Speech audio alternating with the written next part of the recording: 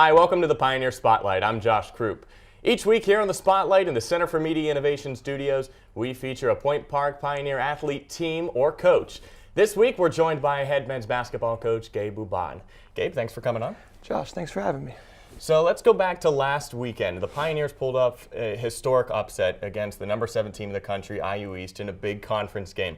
Take us through that night and the 79-76 win. How did you guys pull that off? You know, it was a hard-fought game. Guys were really engaged, really focused. We just played really hard, and we made some shots, and the game could have went either way. Gavin made a big three from the corner to give us a little bit of separation, and then it was just kind of hanging on to get the win, and it was a big win for us. Kept us in the playoff hunt. And it was good for the guys. A lot of the seniors. That was a real big win to beat a top 10 team. But I mean, it was very promising to see that they still really hungry and really wanted to go get a win that night. How nice of an addition has Gavin been to this team? Oh, Gavin's been huge. I wish he wouldn't have got hurt. He had a little stretch there where he missed some games. But Gav's a hard worker. He comes to work every day. He puts the time in after practice, before practice. Great kid on and off the court. And then the following day against Ohio Christian, couldn't pull that one off. What happened in that one? Just maybe a little slow from the last night, maybe? Yeah, it was kind of to be expected. We're not really made for back-to-back games. And, the first half I thought we played pretty well. But the second half we went from being we just dropped our intensity level, and I don't even think it was from a mental standpoint. It was just they were tired. That was a hard-fought game, and then to have a game, 14 hours turnaround time. It's tough when you're not that deep. But we competed as hard as we could, and we just didn't get the outcome we wanted. And then we go over this week, a couple days ago, against Carlo in a game that you guys really needed to pretty much stay alive in this playoff race. You guys led by as many as 9 points, and then we get to the final seconds, and it looks like the game's over. And then Art Christian misses a shot down low, and Jalen Mann out of nowhere at the buzzer ties it. What's going through your mind there at the end of regulation whenever the pass is coming from Gavin down inside and Art misses the shot? Yeah, it was pretty exciting. I thought Art was going to go up and finish, and it looks like he kind of lost the ball. But, Jalen didn't give up on the play. He ran the court, and he was there to put it back. That was a crazy game. That went back and forth. We missed some foul shots. They missed some foul shots. And, it came down to a tip-in. But I thought we played pretty well, especially from the defensive end. We just couldn't make the key shot when we needed it. But it was a hard-fought game, and they just got the best of us there. Pioneers dropped that one in single overtime, and that same night, Rio took IU East to double overtime. But Rio lost, and you need Rio to keep losing moving forward. And tonight against Villa Maria, a non-conference game, what are you guys going to do in tonight's game to kind of prepare for those last two against Rio and West Virginia Tech? Well, our biggest thing is we just got to keep coming out and playing hard. When we compete for 40 minutes, we can play with anybody, but we can also lose to anybody. That's the way this year's kind of gone. But Villa's a tough team, especially at their place. They play very physical, so it'll be a good test for us. The good thing is we have about 8 days off until we have to go face Rio. So we're going to try and take an approach where we're going to really rest some legs. Because like I said earlier, we're not real good on back-to-backs, but having to win 2 games. That Rio game, we're probably going to have to slow things down a little bit just to save some of our legs. So, if we do walk out of there with a win, we got to be able to, bring it the next day against West Virginia Tech.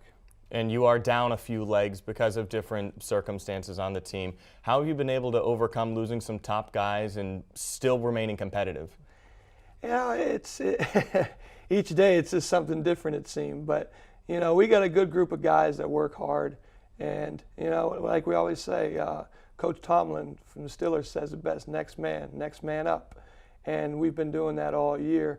And we just haven't been as consistent as I would like. But, guys are having new roles, and, we're learning as we're going. And, the season's not over yet. Even though we did lose to Carlo, we can still go in there and play with Rio and Tech. We beat them at our place early in the year. obviously we had a whole different team then. But, you know, at the end of the year in conference play, you know, everybody knows what everybody does, and it really just comes down to executing and just, you know, playing all out.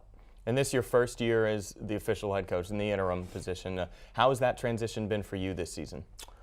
Yeah, it's been challenging. Not having an assistant coach for the first half of the year kind of it just limited me on what I could do. With 16 guys in the gym, you know, there's certain things you would like to do as far as breaking down the team, and we just weren't quite able to do that. But, you know, we're going to just keep working hard. It's been an experience. I've had a lot of sleepless nights. I'm big on consistency, and that's the one thing we've struggled with this year was consistency. And it's really just because we've had new guys and new roles pretty much throughout the whole year.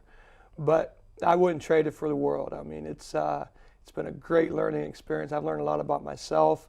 I've learned a lot about the guys, and going forward, just things that I would do differently and things that I would, you know, keep doing. But it has been a learning experience, I could say. And we'll end with this. You said at the beginning of the year that this season was going to be a process. How has that process evolved throughout the season? How has your team really developed, especially on defense, a team that historically doesn't really play a lot of defense or focus on defense? That's really been a main point of emphasis for your club this year. Yeah, I mean, with Coach Rager, he loves the 2-3 zone, and I tried that throughout the year, but we just don't rebound well enough. And we do have guards. We have guards that really like to play defense and get at guys. And, you know, they've really bought into it. I love our guards just because they will run through the wall for you if need be. But, you know, moving forward, I mean, with the guys coming back, you know, we're going to be more of a man-to-man team, and we just got to add some size. I mean, that's the thing that's kind of held us back this year. Our big guys are pretty much like guards. So it's been a challenging role for them to, you know, when you're 6'4" and you're banging with a 6'8" guy, you know, it wears on you and it limits you on what you can do. But, you know, from a defensive standpoint, you know, I love offense, but I am a defensive-minded type guy. And it's just getting guys that really want to buy into it. And we have a good group that, you know, that does buy into it. But, you know, like I said, we just got to keep working, and, you know, the season's not over. A lot of things can happen. Men's basketball team's in action tonight on the road at Villa Maria. Be sure to follow us on Twitter at Point Park Sports for all the latest updates. The team will travel on the road, as Gabe said earlier, next weekend to Rio Grande and West Virginia Tech. Gabe Bubon, thanks for coming on. Thanks for having me.